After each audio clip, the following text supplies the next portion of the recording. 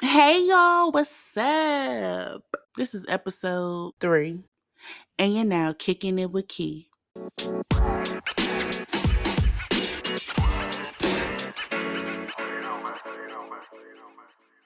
So, hello everyone. Welcome to season 2, Kicking It with Kee. So, today this is marriage. I do, I did, I don't.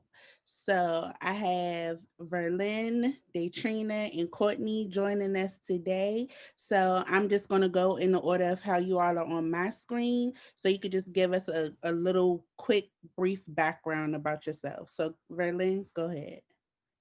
I'm Verlyn, better known as the Magic Melanated Misfit. Where I pride myself on assisting my sisters with healing mental health and generational trauma. I've been married, I don't know, a lot of years. 2008, I think, so it might be 12 or 13 years. As far as I'm concerned, we separated, still living in the same home. And it works financially. Mm. So 6 children, with my oldest being 31 and my youngest being 7. That's Okay. it. So y'all got kids together too. Okay. Yeah, And we have they 2 we have 11 and 7. okay. And Datrina, you're next on my screen. So go ahead, just give us a quick little background about yourself, please. Okay, I'm Datrina. I am 34 now. I got married when I was 23. So technically, we're not divorced. So we're technically married for 10 years, but we've been separated for about almost 4 years. And then Kourtney, you're up next. Okay, my name is Kourtney. I'm 35. I was married for 4 years. So we were together for 7. We have 2 boys together, 6 and 2. And then I have a daughter who's 13, and he had a daughter 15 and 8, and I had my brother. So in total, we had 6 kids together. Um, we separated in June, and I filed for divorce in September. Okay. So for those who don't know, I am married. I've been married for 5 years. And we still riding it till the wheels fall off, but I do understand that marriage is hard. And I will say that um I want to say going into our second year was the toughest for us. But I will delve deep into my story after I know all y'all stories. Okay. Okay. Okay. So, let's go with Verlyn. So you said that you've been married since 2008, but you're separated, but you're still living together. So how does that look? Like,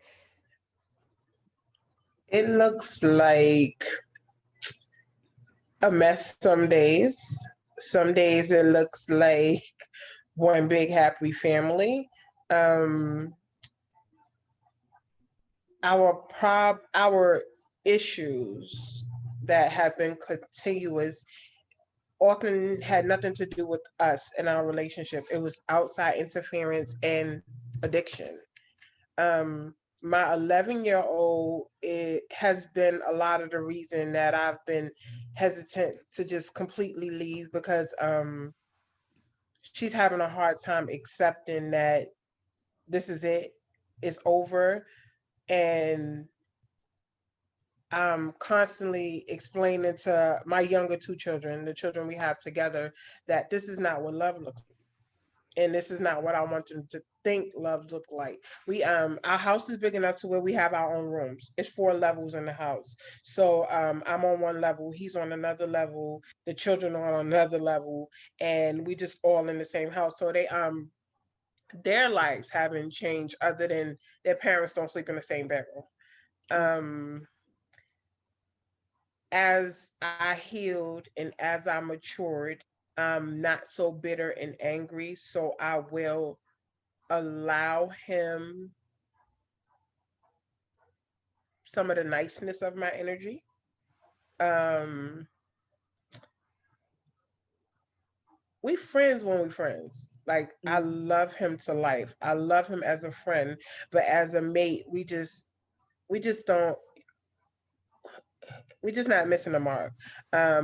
If we were to divorce and he got his life together and I haven't moved on, I won't say that I won't take him back because I would. Mm. You know, um, it's just right now the marriage is toxic. It's Mm. toxic. It's a toxic space for children. It's a toxic space for us. Um, I did it. It's done. It's over. It's also it was one of those marriages that I grew up always hearing how fornication is a sin, and I got married because I was tired of being a fuck up. Here I am with these four children that I had out of wedlock. The first one being 16, and I always had my mother, elders in my ear, with God don't bless a mess and all of that, all of the bullshit that comes with religion, basically. And I married what I thought was a good man or somebody that I loved. And the truth in it was, how the hell could I love him? I ain't even love me enough. Mm. I didn't love me Mm. enough to see that this was not a good choice. So I couldn't give him what he deserved. And he definitely couldn't give me what I deserved because Mm. neither one of us knew what the hell we deserved. Like I didn't have no example of marriage. I didn't have no example of love. And I'm sure if he did, from the stories he tell, they were not healthy examples. It was one of those situations where, a mother should be careful of who's in her village. So, your son don't have a father and the drunk uncle on the corner is raising him and telling him how he should treat a woman, and they missed the mark totally. So, now we co-parenting, just married. Okay. So I like how your story, because that's basically what I want to capture. I want to capture the I do, the I did, and then towards the end I'm going to figure out like I don't like, does that mean I don't want to Okay. do it again? I don't want this anymore, so that's basically Hmm. what the structure of the conversation will go. Okay. So, Miss Datrina, let's hear about your I do. How did we get to, you know, 10 years ago? Mm. So I will start off by saying that we're still really good friends. Like we're always going to be family. We're on the same page as far as being co-parents. He has my back, I have his back. It did take some time to get there, and um, I think when it started, like we just clicked. We had a lot of things in common. He's hilarious. I like to laugh. He's very charming. So it was easy for me to like him and fall in love. And all of that was great. Like we never had any arguments until I think we had been dating for like 6, 7 months before we had our first argument. And it wasn't even anything big. We just happened like we had a lot of the same goals, the same things that we wanted to do. We were on the same page with everything. And the crazy thing is that I never was the one who brought up marriage. He always wanted to get married. So that being said, I knew that I had this whole life plan. I wanted to be married by the time I was 22. I wanted to have a baby when I was 23. Because I didn't want to be an old mom. So my plan was it just happened to fall into line. So we got married when I was 23. I had my daughter when we were 24. Um, but a lot like you, a lot of our problems were not between the two of us initially. I think there were outside entities because I have two stepkids. So he was also co-parenting with their moms. And so I don't want to say that caused an issue between us, but it caused an issue because now I have to take a step back and decide whether or not I feel like dealing with the baby mama stuff that comes along with me being married to him. I think where it kind of started to some of our issues came in was that we did get pregnant right after we got married. Like literally, I got pregnant on my wedding night, and so everything changes once you get pregnant. Your sex drive is up and down. You don't have the energy to get up and go. You don't feel like cooking sometimes. It's just a lot that comes with it. So I think part of our issue was that we didn't have time to be married before other stuff started happening. And then, once you have a baby, yeah, he had two kids, but he split them with the mom. So he didn't have any full-time in-house kids. So now we have full-time in-house kids and our priorities start to change. I'm a mom now, so my priorities are based around my kids. He's a dad, so they can get up and go when they want to in their world. And so, then there starts to be tension and I mean, it just got to a point where I felt like my priorities were here, his were in a different place, and we couldn't come to a common ground. And so it leads to more arguments. And then it just stuff builds up, small stuff over time. And then it just got to a point where it was like, well, listen, I don't want to start to hate you. So we need to figure out what we're going to do so that it's not toxic for our kids. Both of our parents had relationships, that marriages when we were younger, that were not great examples. And same thing. I didn't want my daughter to look and think that it was okay. And I think that's what woke me up was one day we had an argument and she came and later asked me about it. I'm like, well, listen, this is not the example that I want for her. It's also not the example that I want my son to think is okay when he grows up. So I just felt like we needed to take ourselves outside of whatever we had going on and think about what was best for our kids. And if being unhappy was going to make them miserable, like why keep doing that? When we're happier as friends and co-parents, we can talk and hang out and still be like a family, but separately. So, and that just works for us. I won't say that it didn't have an effect on our kids. It still affects our kids. Um, but like we're just kind of navigating it now at this point. Thank you so much for sharing.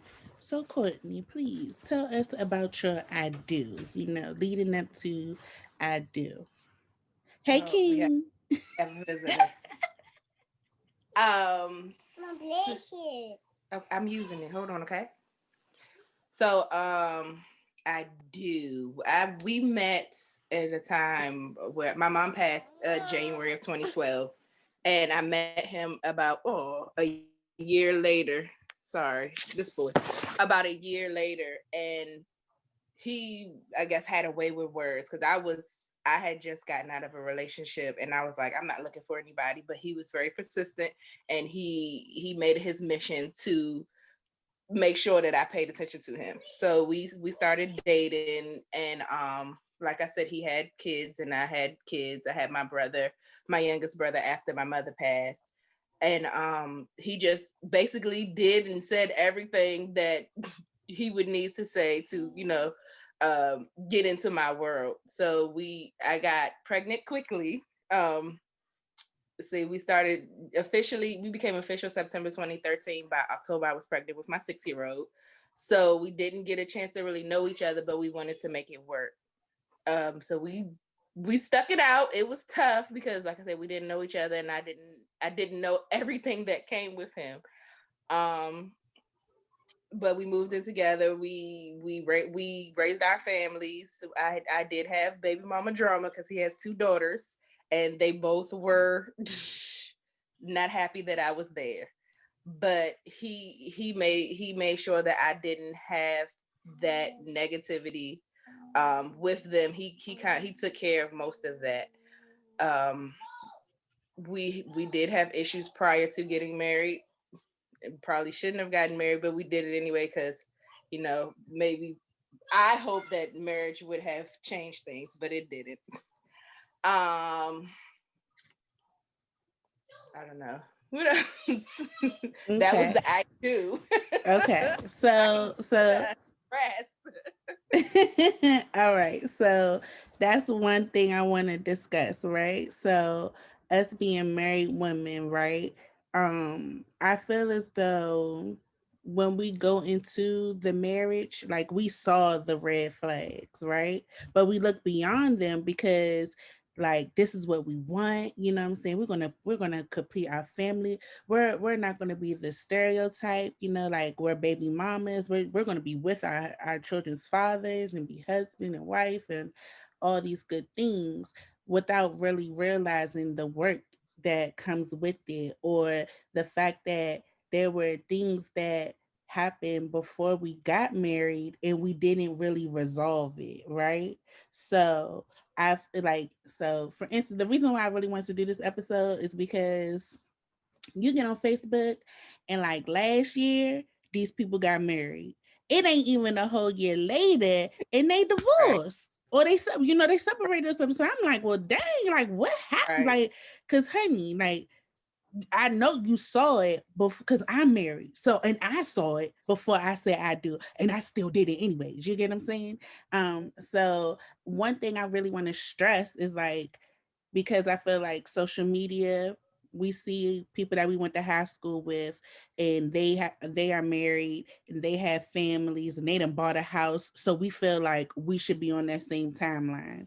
And I want everyone to really understand that you don't have to follow everyone else's timeline. You could create your own, so we don't have to, the way your story is written doesn't necessarily mean that's how someone else's story is written. Like, I hate that society has it like, oh, well, you should have been married, then had a baby, or you should have bought a house, and all these other things that we supposed to follow in line.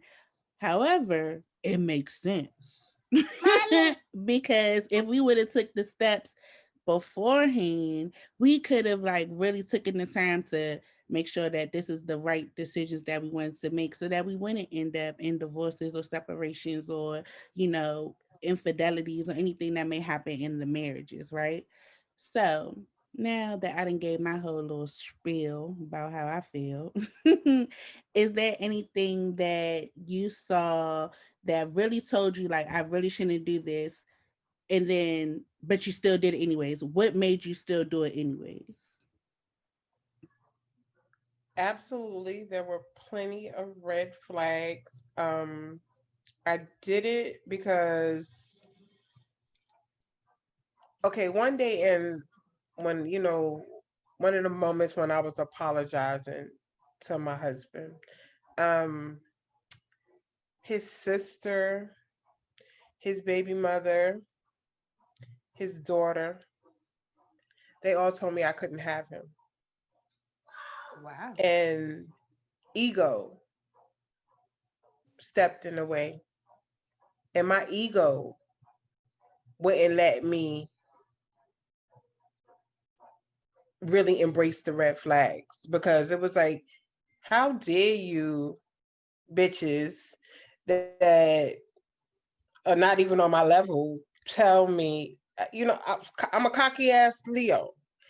Um, and it became, okay, I'm gonna prove you wrong, which is how I do in life in general.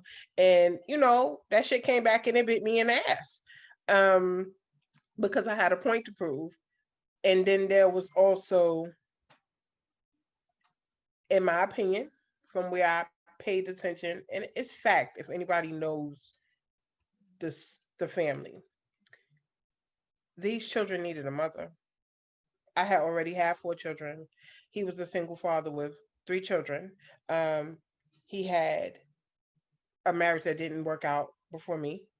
Um, the children were basically labeled juvenile delinquents, and I knew that wasn't the truth. Even with my stepdaughter, like the oldest boy and the girl, like I fought hard in schools, his own family members and stuff like that, to basically ask people to love them, or show them some humility, understand that they are products of their environment. And I knew that my husband was their environment. And I knew that if they were just left to his devices completely, the streets would have had them more than it already did. So, being that I was a mother since I was 16, being a mother is my strongest suit. That's my gift. I couldn't leave these children to these people that, from what I saw, didn't have enough love for them. And that's why I chose to ignore the red flags. All right. So, Datrina, what red flags did you see that you ignored, if you saw any? Not assuming. Yeah, there were definitely some red flags for sure. Um, but the reason why I ignored them because I didn't feel like they were things that we couldn't get over or couldn't get past. It wasn't anything that was like a deal breaker. I felt like they were things that would take growth and maturity because again, we got married young. So it was something that I felt like as we got older, we would be able to get past or move past or things that he would grow out of or I would grow out of. Um, so that's why I got married. That's why I stayed. And one of the things that people always say is people fall in love with people's potential. And I think that was a big part of it. And I think it went both ways because we both had ideas about what we wanted. And um, there were so many good qualities about each other that we liked. The negative didn't outweigh the good at that point. So it was like, you know, we rock with each other, we go hard for each other, we love each other enough to go in and make it work. All right, Courtney. And were there some red flags that you saw, and why did you choose to ignore them? Oh yeah, huge, huge, shoot, huge. To the point where when I was pregnant with Caden, I had actually broken up with him, and I should have never let him back. But that that's why I was pregnant with my son. I was like, I already had my daughter. I wasn't with her father. I was like, I didn't want to be that stereotype. Two kids, two different fathers. I overlooked them to make my family work. But yeah, there was huge red flags from the beginning. And so I would say for me, because I'm gonna be transparent, even though I'm still married, we ain't talking no divorce. Let me just put that out there because his ass may listen to this episode and be like, "You trying to divorce me?" But um, I will say this: the fact that um I met my husband in high school, so we're somewhat like a high school love story a little bit. Although we're light switch because we dated and we broke up, then we dated and we broke up. You get what I'm saying? But then it was the third time, and then the third time supposed to be the charm, and so here we are on the third time or whatever. Um, but th- what happened really? Okay, so I got married on a specific date. Like I wanted to get married on this date. This date, the numbers meant a lot to me, right? But now sitting here looking back at it, it's like, I mean, although I love those numbers, I mean, maybe he could have just proposed to me on that day or something, and then it could still be some type of significance. But I still think that we both needed to grow. I feel as though like I wish he would have had his own place. So he could have like lived on his own and did a lot of things by himself instead of we came and we did it together. You get what I'm saying? I think that Mm. we can appreciate things more when we have to do it by ourselves. And I had my own apartment and I've had a car and all these things that were mine and mine alone. And I don't feel like he had those things. And I think like I know this sounds so minute, but it's so important to really know yourself and like live. I feel like we got back together this third time and then I was pregnant and then we just been together ever since. So we've been doing everything together, but there was never a like let's date each other and then get here. It kind of just was like well, we just together. Like that's just basically my husband without him really being my husband. And um you don't want to not make it work because it's like we a story. Like people like, oh yeah, they was together in high school, you know what I'm saying? Then people who may be like, oh, they wasn't gonna be together, like you can't let them people be like y'all can't be together, you know what I'm saying? So I think that's what happens. Like people stay in situations that they shouldn't stay in because you don't want people to talk about you, or people may not even be paying that much attention to you. You just got this whole story in your head that you that important to somebody else's life, and and they talking Mhm. about you. But um, you know, marriage, when you go into it, it's hard work, and I think a lot of people forget that. I think you forget that you're really like responsible for so much, like as a woman. I really wish we could have had a man on this call to hear a man's perspective of marriage. But as a woman, I feel like so much falls on the woman's shoulders to carry the marriage. You get what I'm saying? Mhm. And that's it. Then it break you down, and then you don't want to do it no more. So I do, and now you did. So um, what I want to say. This one I should have had the notes typed on the screen on this side.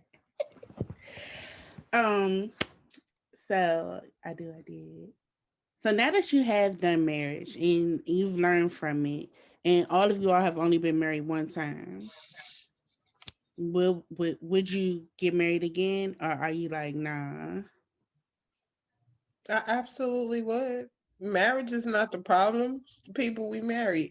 And to be honest with you, and for honesty, if I could still be married and date, I would. I wouldn't. I mean, I wouldn't divorce for selfish reasons because after all these years and all this bullshit I put up with, I deserve the fucking pension. Um, like I earned it. I I raised 9 children. Granted, when we met, I had 4. He had 3. We had 2 together. I've raised 9 children. Um, you guys are aware of who my stepchildren are, so y'all know what I had to go through. Um, eh, just baby mama drama, family drama, uh, dramatic girls, aggressive boys, um, a very dominant man because he's very alpha, he's very dominant, he's very outspoken, and so am I. So it's like the clash of the titans. And yeah, I mean, I don't right now. I haven't in the last 4 years, as far as I'm concerned. But it falls back to what you were saying, the own apartment, the let's date thing. We didn't get to date. When I met him, the situation was my son and his son were best friends. And it was a situation where homelessness came into play. So it was an automatic blended family. There was never no there wasn't any um honeymoon stage of the relationship. So it wasn't that head over heels in love space. We didn't get to have that space. We didn't get to enjoy that space. It was right away. I came in and I basically had to take over. I had to get children that were expelled from school for 3 years back into school. I had to go to court dates. I had to deal with bitter siblings. I love my mother-in-law. She did not know that she became my mother-in-law because she passed before we got married. I helped take care of an ill mother that was in a wheelchair because I loved her. She loved me so much. She begged her son to marry me. She told her siblings of me, and it took 2 of his family members to just diminish everything I did and who I was. And when I think about it, when I said like the problems we had was a lot of outside, it was like nobody wanted to see him happy. Like everybody, I still hear to this day, they never saw him as happy as he is until he met me, or their life wasn't certain ways until he met me. Why wouldn't y'all want him to keep that? Like, I'm like, as far as that family is concerned, I'm just this bitch. And it I'm sorry, this is how it's ending right now. Even if we never make it back together as an item, I wish him well. I want him to have the greatest of the greatest, because everything that he becomes is everything that my children will receive. And with that being said, I'm gonna jump to Kourtney. Since you've already filed, but is there a way that you all could reconcile, or is it like I'm done? um, right now, I will say no. I have had people say, "Well, you don't know, y'all could get back together down the line." I'm not saying that that's not entirely possible, but right now, it's an absolute no. There's a lot of growing up that he needs to do. Um, and I mean, he finally admitted himself that he wasn't ready to get married, and he's not ready. He can't take care of himself, so he can't take care of a family. Mm. So I absolutely would love to be married again down the line, but not with him. I would say that not with him. Okay, so Datrina, you have not officially submitted those papers. My apologies. Siri thought I was talking to her. So you have not you have not officially submitted those papers.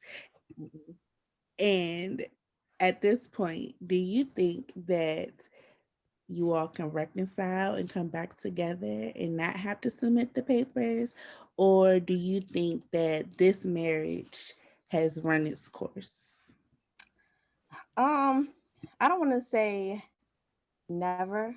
Right now, where I'm at, I feel like we're good with where we are. We don't have no problems. We get along. We talk at least once a week. Um, and we're just in a really good place. We're really good friends. We're really, I wouldn't want to mess that up and feel like I almost hate him again, and vice versa. Especially for our kids, and especially since our kids are still young. Um, I would love to be remarried again at some point, because I love love, and I just love like family units, and I feel like um he's active in my kids' life. But my kids keep, like, the other day my daughter asked me, why am I still single? Like, why aren't you talking this? So I'm like, well, I didn't know that y'all wanted me to date. Y'all keep talking about your dad this, your dad that. Like, so when I'm thinking about these things, I'm thinking about my kids. And I have dated since we've been separated, as has he. My kids don't know, because I'm not going to bring somebody around if I don't feel like it's going to be, that person. Um, but if in 20 years, like, he matures and we have the same priorities, because right now I still don't feel like we have the same priorities, then I wouldn't say no, because I think he's a great guy. He's a good dad. We're both stubborn. We both like to be right. So there's a lot of growing, and I still probably have some growing to do. I feel like I've grown a lot since we separated, but I still feel like there's some things that I feel like would still be an issue if we were to try and work anything out right now. And I don't feel like, I want peace. That's all I want right now. So I don't want to revisit that and not be ready for it. So And at this point, I would say no, we're in a good place. His family is always going to be my family, and vice versa. I'm still his beneficiary. His kids are still my kids. So I think we're good where we are right now. so, with that being said, let's run it back, right? So, before we got married, I will speak on me too. Did you all do any type of premarital counseling? And if you did do premarital counseling, did you get anything out of that? And you could just, whoever wants to go first can go first. We did do premarital counseling, more so because of the issues we had in the relationship. I don't think it fixed anything prior to us getting married, because he didn't believe in counseling. So he went for me, but he didn't receive it like he should have. We didn't. We didn't do any premarital counseling. We did some marital counseling, but as she said, it wasn't something he believed in. So in his mind, he convinced himself that he didn't need it. I did. So nothing came of it as far as the marriage goes. But as far as me being in therapy, it's wonderful and I love it because I'm still there. Okay, It, amen. Amen yeah, to the therapy because I love the therapy. yeah, like it it helped me realize I was toxic, you know. Okay. And so, Datrina, did you all do any premarital counseling? We didn't. I think there's a couple reasons why. The first reason would be the pastors who married us were my cousins. So Um, you don't want to go to somebody where they know, right? Because there's some biases there. And also, like, I don't want to be talking to my cousins about my business. You know what I mean? So that's the first reason. The second reason is he's also not big on counseling either. Um, I think counseling is great. It helped. I went to anger management. I feel like it did a wonder. I've also learned stuff about myself. But another reason why I don't think that we were um, worried about it as much, because we went through, before we even got married, we had gone through a lot of stuff, and we always were able to get over it. We would be able to communicate well at that point. So I felt like, well, we're doing good so far. So I thought that we would be all right without it. So, I did do premarital counseling. I think where we went wrong is that we went with somebody that I had already knew. However, I feel like I'm an open book, so I'm okay with like sharing. But I think he may not have wanted to paint a bad picture of me to our the past the reverend who was uh you know doing our premarital counseling. So I think that's where we went mm, wrong first. Um, I also feel like Black men don't think they need counseling, and so they that- are always doing it just to appease the woman. So mhm, therefore, they're not getting anything out of it because they're not putting their all into it. Mhm. But premarital counseling is important. And anyone who's listening to this who is single and thinking about getting married should you and your spouse should really take that into strong consideration, because this is what happened. We were meeting with the reverend, right? And initially we was planning this wedding to be in Glen Burnie. Girl, the wedding, just the numbers just adding up. I don't know why I thought that we should send our guest list to our mothers and, like, let them review it and make sure that, you know, the guest list was fine. I don't know who told me that was something you need to do, but whatever the case may be, I did that. My mother was like, well, you can't invite this person and not invite that person. His mother put people on the list that she hadn't spoken to since 1987. Like, girl, you don't even know them, so why do they need to mm. come? So the Right. list just kept growing and growing, and I was like, forget it, right? So we went to Vegas and got married. And if you wanted to come, you was more than welcome to come. And if you didn't, and if you couldn't make it, I had it streamed on the internet so you could watch it online. So I'm like, yeah, we're going to get married on this day. I'm telling the reverend this, you know what I'm saying? He's like, oh, you are? Like, because it's like, I ain't clear you for this. And that's basically what he said. You get what I'm saying? Because he could see that there was still some things that we needed to overcome. And you know it was that date for me. I had to be married on that date. That date was important to me. And then since I was pressed for that date, that's why I be having to put up with some of the gray hairs I get because I wanted to be married on that date. But I do, like, even though now we're in a good space, I still think that we should still go to counseling, because I think it's also good to have that mediator to, well, do you hear what she's saying? Because this is what she's saying. Like, explain, because I'm saying what I'm saying, but maybe he not hearing me, and maybe he's saying what he's saying, and I'm not hearing him. So somebody need to come in between and be like, "Well, this is what she's saying," and I'm like, "Oh, well, that makes sense. He should have just said that." And it's like, it is what I said. You wasn't listening, but I really think that premarital counseling, and even if you're in a healthy relationship, you still should have that counseling piece just to make sure that you all are open and communicating with each other. So would you all agree, like, premarital counseling is a mess, and maybe you should have like re-up little random marital sessions to Absolutely. I keep the strongly relationship agree. going? I Yeah. strongly agree. And I You- personally think that it shouldn't be with the pastor or the reverend. It should No. be with a therapist that actually has a degree in it because, in my personal opinion, um, religious organizations only want to focus on divorce being a sin and marriage being a must. So they don't take into account the things that are just traumatic experiences from childhood or Mm-hmm. family trauma, because in our community, that's why a lot of relationships go the way they go, or that's why we wound up with these damaged adults that got damaged in childhood. Because like when I went to therapy, I thought I was going because my marriage was a mess. In reality, I was healing from shit that happened before we even met. Mm-hmm. Yep. Same. Yes. Same. Mm-hmm. So Mm. I went to therapy.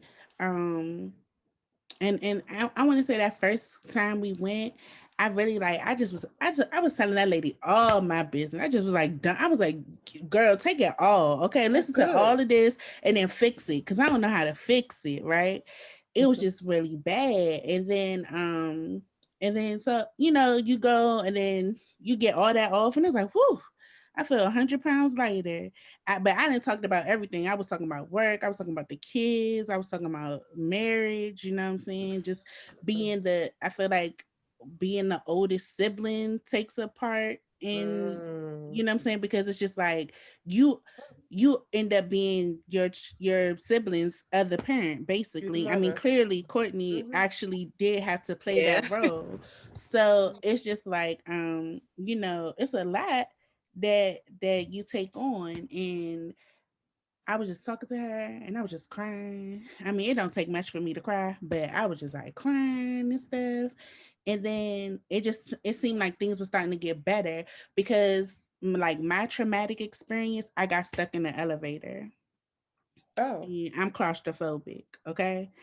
Ever since Oh. I didn't got stuck in this elevator, I just been exploring all types of feelings because I just knew when the fire Oh. department came to rescue me, I was going to die, like Final Oh. Destination 2. Okay. You know what I'm saying? Girl. Because when he was trying to come out the elevator, then the elevator closed on him, I just knew that was going to happen to me. So then they got the doors open. I'm just standing there, like, they're like, okay, are you going to Mm. get out? And I'm like, I'm scared the elevator going to fall on me. I would have died. Oh So wow. just that experience, though, like, I just Wow. started to learn so much about myself. You get what I'm saying? So then I started like taking more chances, like trying to have faith and not fear. Because imagine, like, if I was still having fear, I would probably still be stuck in that elevator. You get what I'm saying? So Mm. with that, while therapy has helped me a little bit, I mean, I'm still scared to be in tunnels and elevators and stuff. I ain't gonna lie to y'all. I mean, it ain't killing me. You know what I'm saying? But at least I'm able to talk about it and let you know, like, I could communicate with you, like, this is why I'm scared. You know what I'm saying? Because I'm scared I'm not going to make it out the tunnel. I'm scared I'm not going to make it out the elevator. So, but it's just like being able to communicate that with someone, because my spouse doesn't understand that. You get what I'm saying? He's Mm. like, girl, just get on the elevator. I'm like, no, you don't understand. The doors may not open. Right. Okay. Right. I may get stuck. Mm. Yeah. He That's doesn't root understand chakra that. work. That's root chakra work. So start working on your root chakra. Start eating a lot of red foods. Wear red. Um, tell yourself that you're safe and work on that. Like fear is based around your root chakra. You know what chakras are? I'm sorry, I'm just Nope, nope, girl. So it seems like I'm okay. gonna have to I have you back so we could talk about the chakras, because I don't know about Okay. no chakras. But Yes. that's feeling grounded. That's feeling secure. Um that's feeling okay. That's feeling like one thing I'll say to you is always know in life you can always trust you. Mm, Always know that you always going to make good decisions as far as you're concerned. Even if the outcome is not what you expect it to be, remember that you always going to make the best decision for your life. And it'll help you stay grounded, and it'll help you start to release the fear based around elevators. And I know this because I have a fear of driving, but I recently went and got my learner's permit and I drove. And for the first time, I wasn't nervous. I wasn't scared it was going to be a car accident. And bridges, oh my God, I used to have such a fear based around bridges. But when I started doing chakra work, we'll go to that. It just, it's a life changer. It's like you have to learn to add, if you're religious, learn to add religion and spirituality into your life. mm-hmm. Okay. All right. So now I'm gonna have to come up with the whole chakra episode. We're gonna have a whole nother episode. So y'all stay tuned for that because we're gonna get her back on here so we can talk about that. Okay. So for this marriage talk, are any Okay. of you disappointed within yourselves because of ultimately the marriage isn't going how you wanted it to go? Not right now. At one point, I was really mad at myself. But then when I realized that it just is what it is, it wasn't something I was ready for.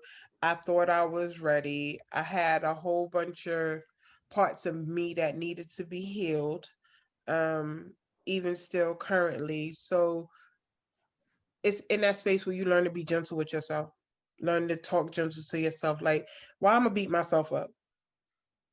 So not anymore. I definitely was. I blamed myself for a while. What did I do or what didn't I do to make it work? And then after being separated and seeing things through different eyes, it wasn't. I mean, I played my role, I played my part, but it wasn't my fault entirely. No, I'm no longer disappointed. I'm in a better place. I'm happier, and I wouldn't change. I wouldn't change what happened. Um, but I definitely don't blame myself anymore. I would say no. I'm not disappointed. I feel, I mean, I'm sad for my kids because I see how it affected them. But I mean, I feel like I tried to make stuff work. I feel like I compromised way more than I would have in any other relationship. I feel like I extended the offer to do counseling. I extended a whole lot of grace to the whole marriage and relationship. So I'm not disappointed. There's some things I would do differently, but no, I mean it is what it is. As long as you know my kids are grounded and stable and happy, that's all I can ask for. And that's important, like, because I feel like also like going through something of this magnitude in your life, like still finding that time to still level yourself, like that self care piece, just just knowing that, it's not your fault, entirely. Of course, like we cannot say that we didn't play parts in situations that we are in. You get what I'm saying? But like we can't just be victims. You get what I'm saying? Because every story is technically three sides. It's your side, his side, and then the truth. But as long as like you are able to heal from it, I'm proud of all of you strong women raising children. Now you single mom in it. So clap for y'all real quick. Give yourself a little round of applause. So you guys come off mute so the people on the audio can hear y'all clapping.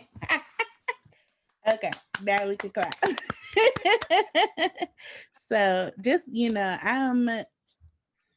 because I really can't tell you what it would be like if I was in your shoes. I do remember that second year.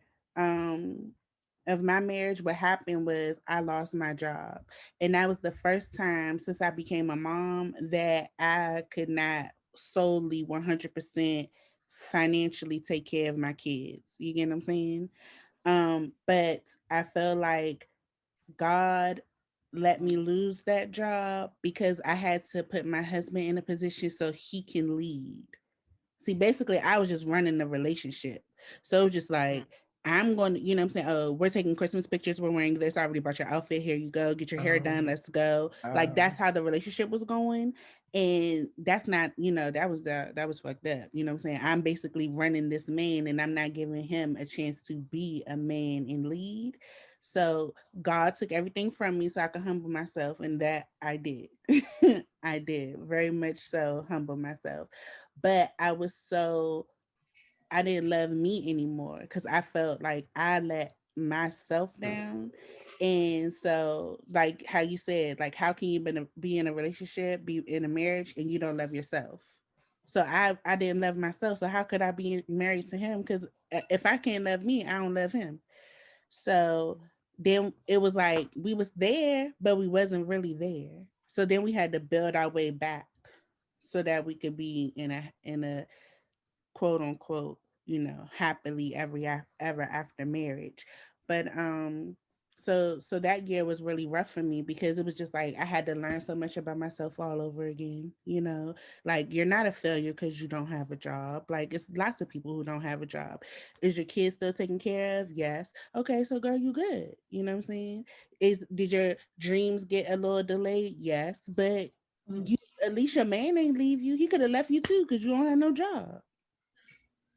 So these are things that help me build like, okay, we good for each other because where I was calling all the shots and now I'm leaning on you and giving you this chance to be the man that you should be in the relationship, then it was just like, oh well, he do love me. Cause do you ever have that like that feeling like you be laying in the bed and you just be like look over at him like, do you like me? Like for real like me? Do you love me? For real love me? And it's like I'm here and it's like nah no, but for real, do you like me though? And it's like, yes, girl, I like you. But it's like saying it and seeing it is a different thing. Like feeling it. You get what I'm saying? And it gave him that chance to show me more than he could tell me, like, this is why he was here and this is why we were able to bounce back from that. But I was really mean to him that second year. Like I did everything I could to push him away and he just kept staying. And I was like, oh, maybe we meant to be. Did Some you days I don't like apologize? his ass. Did you Yes. apologize? Yes, I did. I was able to apologize, That's for growth. yes. Cause I mean, for real. I was really out here like the HBIC. Okay. And then I had to be, the little peasant and like I, like, I'm so I know that sorry. space. That's the alpha female. And it's, Yeah. for me, I was a single mother of four children, and I was a single mother in general for 13 years before we met. And I did not, and I watched my mother, who was a single mother. Um, I didn't know how to let a man lead. So that was the toxic part of me, um, early on in the marriage. And because still to this day, this man will give me any and everything I want materialistically, but that's not what I want.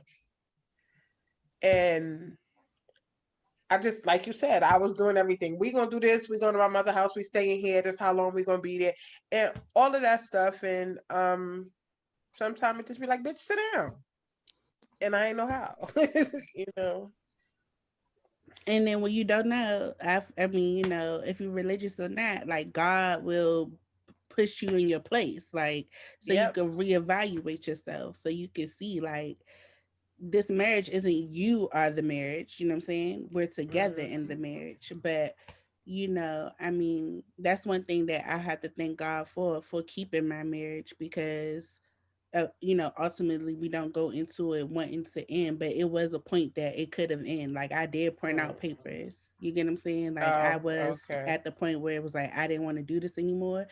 but it was me. Like I was changing the whole dynamic of the relationship because I was so unhappy with myself that I could not Mm. be the person that I needed to be for anyone. Like I felt like I was failing the kids as well. Just like, but that was therapy. Like Mm. therapy, you know what I'm saying, is what got me to that point. But I understand like this marriage stuff, like no one really tells you how hard it's going to be. You get what I'm saying? I don't think anyone really can prepare you for it, but I feel like all you see is the glitz and glam. You know what I'm saying? You see that nice wet and the pretty dress, the cake, everybody looking Mhm. cute and stuff. And but you don't understand what's going on behind the doors and the demons that we're fighting behind the scenes. And I don't feel as though that we should broadcast our business on social media, but it's kind Mm. of like example, when you get pregnant and then we had to go to every doctor's appointment with you on social media and stuff. We done went to the gender reveal party, and then when the baby come, you don't want to show us the baby, you want to put an emoji on their face. Like, come on Right. now. Why you ain't Like, gonna show? That's our niece or nephew. Okay. can I So see the baby? okay. So now when it come with the marriages, you know what I'm saying? You break up, and then the next thing you know, that it's a new couple, like couples goals. I'm like, well, damn, that don't look like the husband. What happened? That don't look like the wife, the Mhm. fiance. Like, what's Well, going mine was all over Facebook, so I would. but it's I just like, you know, if you're gonna share your good, share your bad, because it's somebody else who's probably just like, they don't have nobody to talk to. What if they don't? one What if they hundred. don't have nobody they can vent to, or just understand that they're going through? It's just like share your truth because you never know how Look, your story may help be someone else's. transparent. I Be You think know? transparent. that I think that could be a double-edged sword though. So like, you know me, I don't, none of my stuff is on Facebook. I never put any issue. Like I don't really put a whole bunch of happy stuff either. Like I put up pictures, but I'm not telling all the business either way because that invites people in to have an opinion. And that's one thing I never wanted to happen. For like at this point, on Halloween, my sister found out that we've been separated for 4 years because she lives in New Jersey. She was like, "Oh, I just thought that y'all just didn't take pictures and stuff no more." I'm like, "No, we're still good." But like that's how, like I don't need the whole world to know because what's working for us works for us. And I just feel like I don't want um there to be a stigma around it. I didn't want people's opinions as far unless I asked you for it, as far as what you feel like I should do with my relationship or Mhm. I didn't want all the outside because then I would have all these opinions and not be concerned with his opinion because now I feel like I've been validated because this person agreed with me or that person agreed with me. And it just kind of adds fuel to the fire. I don't think there's anything wrong with putting some stuff out there to get advice, but I would rather do it with people that I know. So like I could call Kiki and ask her, "Hey, do you feel like I was wrong or what did you think?" Because she knows me and she knows him. But I didn't feel like Okay. Facebook or Instagram or whatever else needed to be all in the mix, mixing up stuff that was already mixed up. I I understand that. For me, for Facebook was my outlet.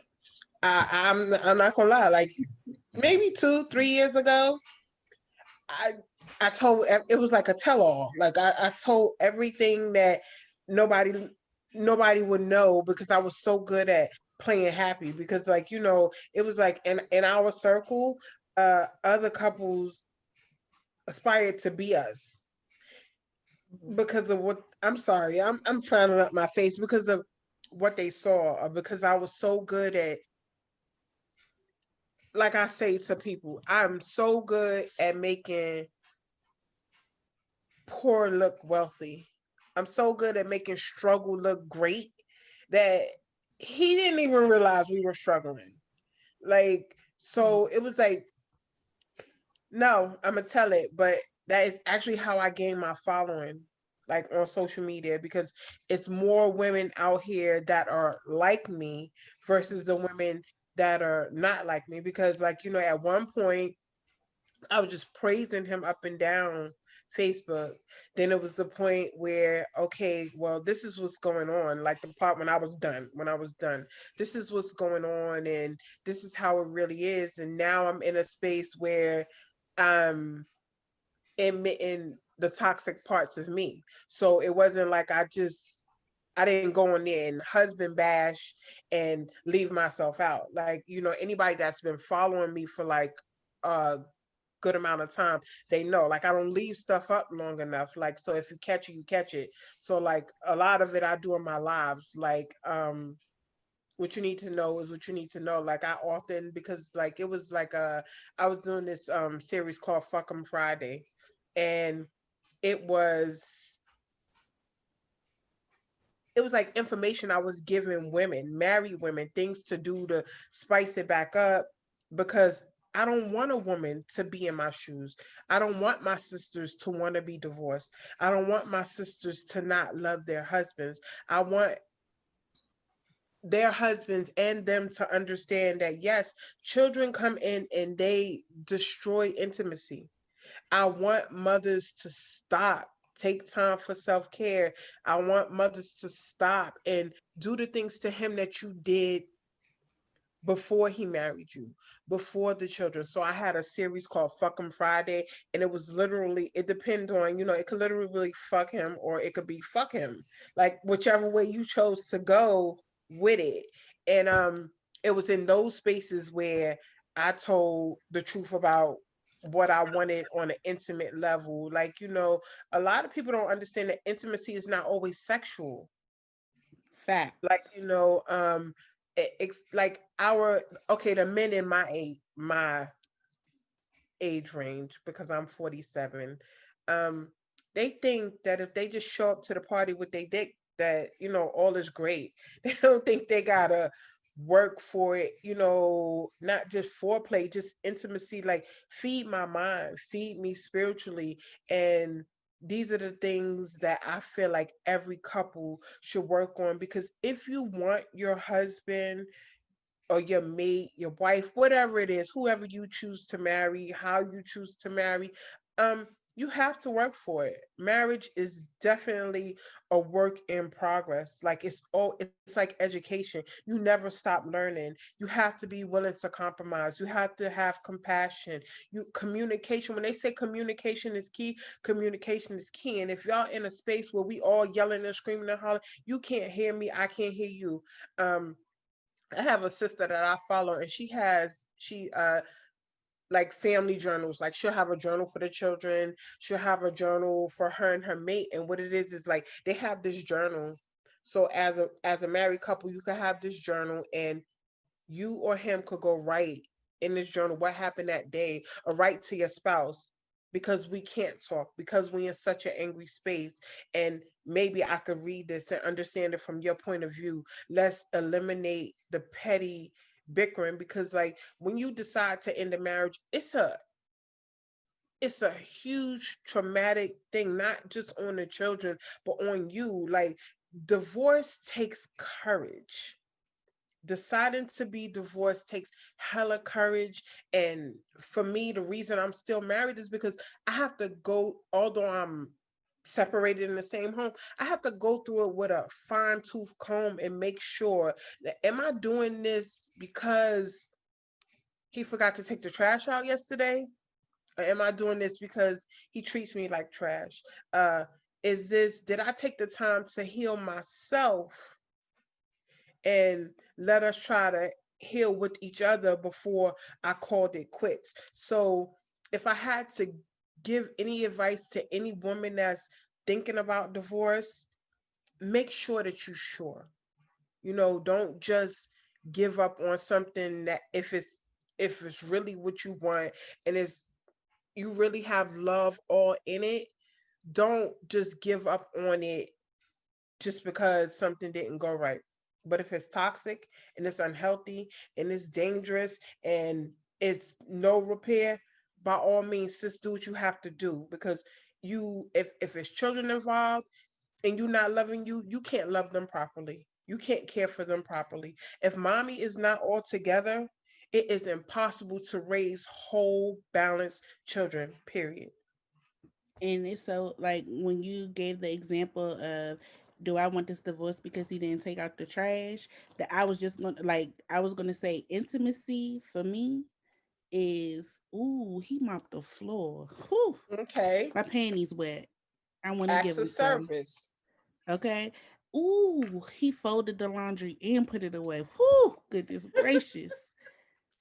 Maybe a 69 a night. Like that's intimacy. Like that's what, you know, and I think people for like don't realize that. Like, Hmm. especially the men, I don't think they see it as in like, oh, if I give the kids a bath and cook dinner, that's one thing off her plate. She gonna go and give me some booty. Yes, that's all you gotta do. You take some stress off of me, and then boom, you could what it's Burger King out here. You can have it your way, you know. And I also know that you shouldn't get married just because you love somebody, because you could, you know, they can make you angry, then you fall out of love. So Hmm. that can't be, that shouldn't be the foundation of your marriage. You get what I'm saying? Um, Datrina, being that you got married at 23, if you had to do life all over again, would you still get married at 23 or would you wait?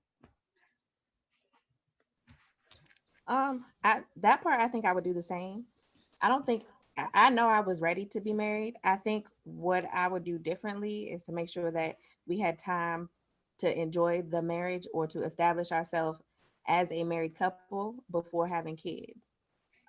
Because I feel like that's where stuff started changing. Like the same thing. I felt like I was doing all of the parenting. I was working. I was being a mom. I was feeding the family, and I'm tired. So intimacy is not happening, and you feel like you not gonna step in, or like you don't think I don't want to have to tell you, hey, if you wash the dishes or if you have dinner ready when I get home, since our schedules work that way. He could have cooked and then went to work, and then when he got home, everything went. You know what I'm saying? Like I don't want to have to tell you that because then I feel like you're not being thoughtful. Now I don't care that you're doing it. Like step Oh in. my gosh. You see that I have a lot on my plate. I'm a full time working mom. I'm coming home. I gotta clean. I gotta get the kids ready. Like if you help, I feel like without me telling you, I see that you appreciate that I'm here. You appreciate what I'm doing. I feel appreciated. We're happy. But if I have to do it and I have to tell you and then you still don't do it, then I feel like you just don't give a fuck. And so I'm not So going out it of my way to make you happy when I'm right. tired and miserable right now. And but I think that's also lack of communication with us as women to the men, because we feel as though they should just do it, right? Like you should just, you know, we ain't, the sheets ain't been washed. You should just wash the sheets and, you know, change the linen. You know what I'm saying? You know the bathroom need to be clean, but it's like we're saying it in our to ourselves, but we're not communicating it with them. You get what I'm saying? Because we just feel like they You should should know. see it. You know, you see the laundry hamper get it filled up, but they it don't work like that. The men don't be thinking like that. Okay, so you're gonna have to guide them a little bit. Okay, now I understand because I'm the type, I don't want to say it and then his ass don't do it. Then I don't like him and then I'm gonna want a divorce. So then I got to talk to God. Like, God, do I really want a divorce, or is it am I just mad because he ain't cooked and he told me he was gonna cook dinner today? You know, so it does, like, you really do have those, it's not an easy decision to make, you know. I want to end my marriage, you know. But we have to like communicate these key things too though. So and if they say fuck it and give you beans, then you know, like that's your sign that okay, I'm supposed to get a divorce. That don't listen to me for that part. But I really don't have any more like questions per se. I will ask each of you, you know, if there was one thing you could do differently, what would that be? And then if you could give your advice to a struggling marriage or someone who is thinking about marriage. And then we could wrap up. So I'm gonna go back into my order. So it will go Verlyn first, then Datrina, then Kourtney. Um, what I would do different, I would. be more cooperative. I would not emasculate a man with my words. I would take the time to be in his shoes as a black man that probably was raised by a single mother, and understand that let's make sure we worked out all our traumas before we combine traumas. So yeah, I would. It all go back. It all goes back to therapy, like individual therapy before couples therapy. Okay. And then do you have, if there's a couple that's struggling in their marriage or someone who's thinking about getting married, what do you have a little advice or tidbit for them? Know yourself. Know yourself. Know yourself before you decide to marry someone. Before you bring someone else into the picture, you have to know yourself. And let's talk about the expectations before we get married. Like, do you expect me to cook, clean, wash dishes? Do you expect me to be the sole provider for the home? Like, know your role, husband and wife. Like, let's sit down and let's talk about the roles, because it's not always that the women are in the kitchen. Sometimes it's the man. Sometimes it's a Mr. Mom, and a woman is totally okay with that. Like, I've seen relationships work that way, where she was the breadwinner and he was the at home mom, or if that's the only word I have for it, and it works. So talk about the roles before you say I do. Okay, Datrina. So again, the thing I would do different is have time in between so we can establish ourselves as a couple. Maybe build stuff, save stuff, because we got married, got pregnant all on the same day. So we didn't have time to be a married couple without kids per se, or without having to think about providing for kids. So the stress kind of started right away. Um, I think one of the biggest things I would say people need to have is patience and grace, because there's going to be a lot of issues that come up.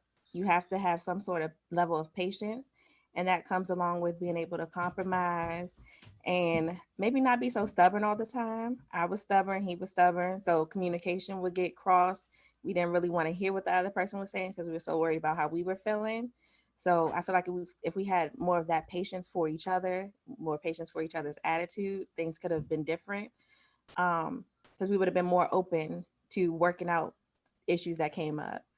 So I guess that would be my biggest things: patience, grace, communication within the marriage. Okay, and Miss Courtney. Things that I would do different is definitely healing and working on myself before I jumped into the relationship. Um, I wanted the relationship so bad that I didn't focus on me first. So that is definitely something I would do different, because if I had been better, or if I had thought better, then the relationship may have gone a different way. And advice I would say, listen to your gut. Don't let someone diminish how you feel because they don't think what you're saying is right or relevant. If you feel something is wrong, or if you are passionate about that feeling, let no, don't let your spouse or significant other diminish that feeling. And that is so great, y'all. Thank you so much. And as a married person, what I would suggest to all those is that where agree with being transparent, I do not agree with being like bashing your spouse on the internet, because once you put the words out there, it's hard to recover from that. So be careful what you say to one another, because you don't want to had to say something based upon a temporary feeling, emotion, Mhm. because that will eventually, last. And that concludes our marriage talk, right? But season 2, that's what I'm doing, right?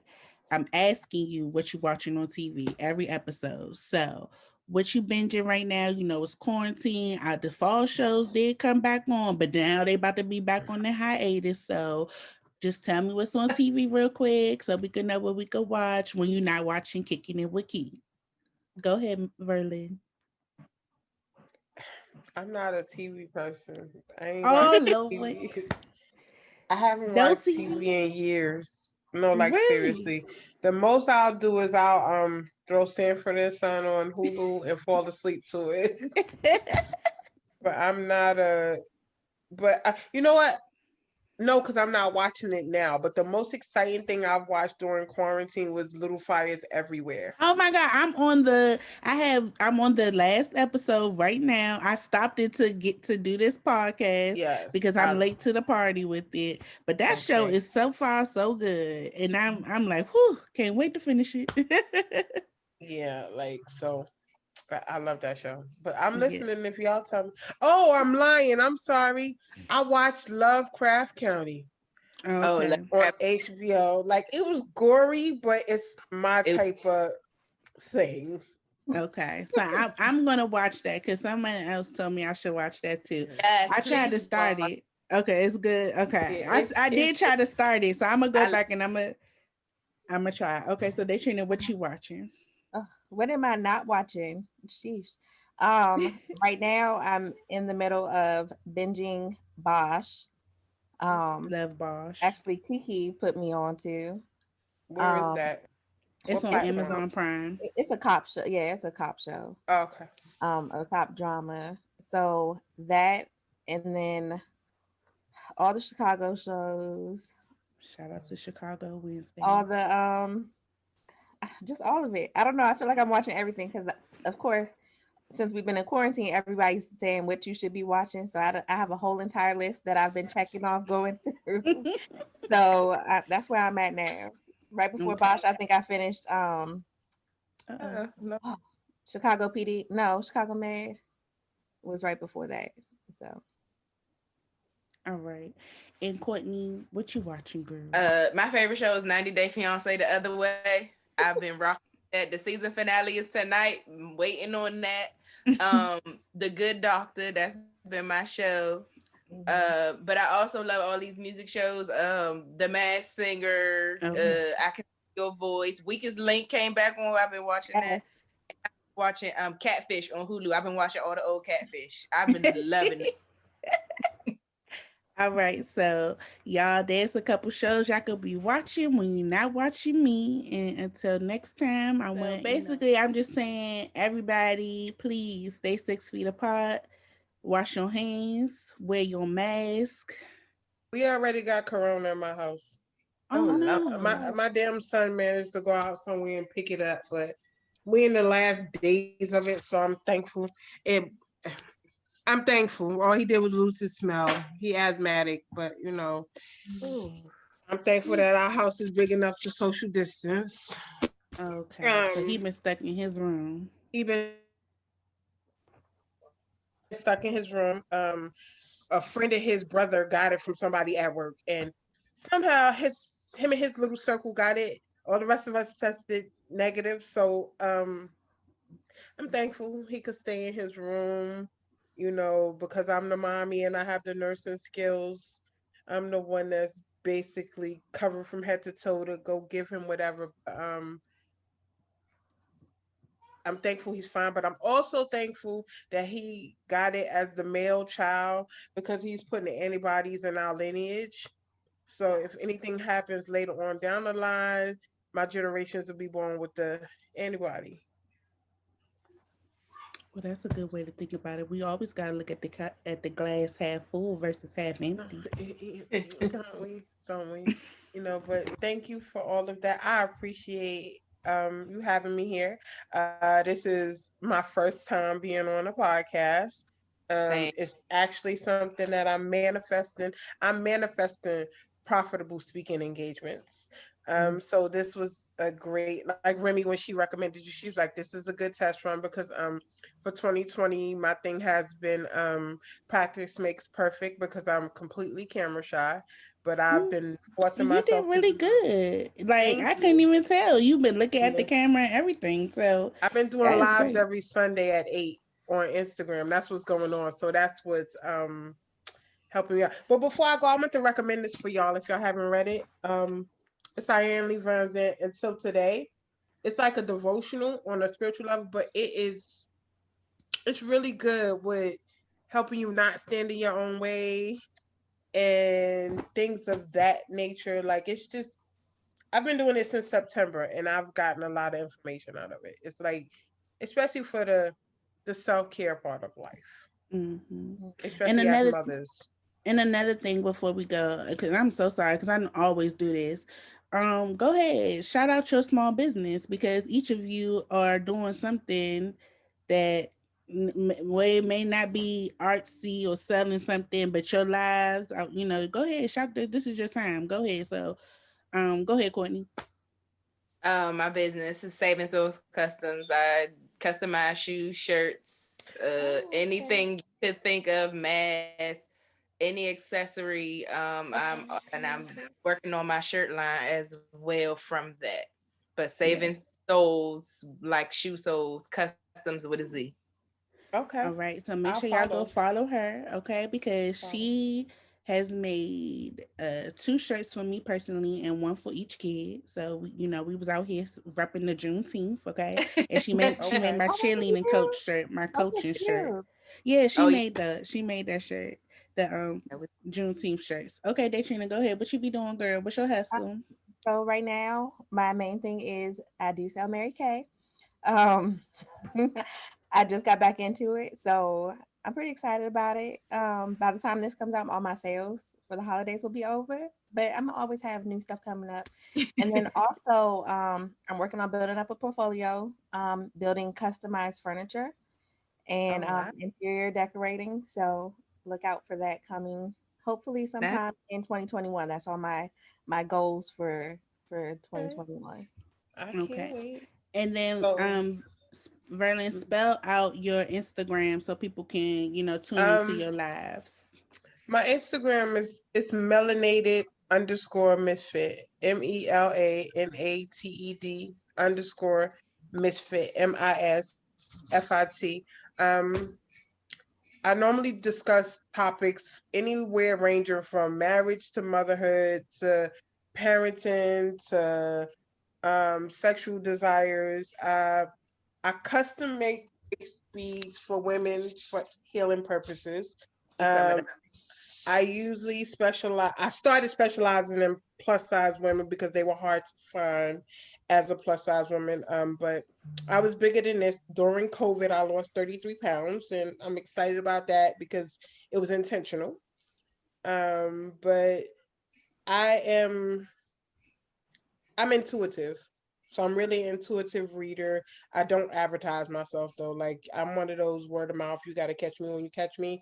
So on my lives is the best place to catch me, and then you'll get to see who I am. I'll scroll up and down my Instagram page, and you'll see who I am basically.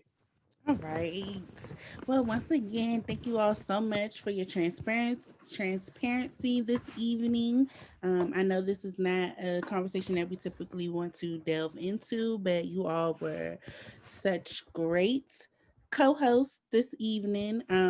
Depending upon how this conversation goes, I do have a Facebook page where it's like a discussion group. So that way, when the episode comes out, I give you a chance for if anyone wants to come and ask questions. And if you all join it, then you all can respond. But thank y'all so much. I hope I didn't keep y'all too long. I know she getting ready to go live. It's Sunday. It's almost 8 o'clock. So I'm an thank you, eightish type of girl. I'm an eightish type of girl. Okay, 8ish. Eightish. Okay, we ain't 8 on the dot with it. No, Okay, not at all. Not at all. all right. But thank y'all so much. Thank you.